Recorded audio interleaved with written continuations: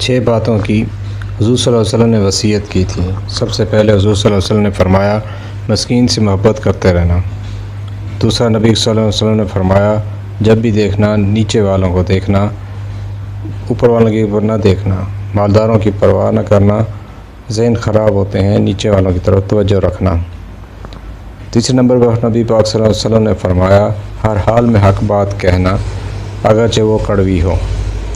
چوتھے نمبر پر رسول اللہ صلی اللہ علیہ وسلم نے فرمایا اللہ کے معاملے میں کسی کی پرواہ نہ کرنا، کوئی کیا کہتا ہے کہتا رہے، تم رب کے راستے پر چلتے رہو، مرحمت کی پرواہ نہ کرنا۔ اور پانچویں نمبر پر نبی پاک صلی اللہ علیہ وسلم نے فرمایا اگرچہ رشتہ دار تو سے تعلق توڑے بھی نہ تو نہ توڑنا، جوڑے رکھنا، صلہ رحمی نہ چھوڑنا۔ اور چھٹے نمبر پر حضور صلی اللہ علیہ وسلم نے فرمایا اللہ کے عرش کے خزانوں میں سے ایک خزانہ ہے لا حول ولا قوت الا باللہ العلی العظیم، اس کا ورد کرتے رہنا۔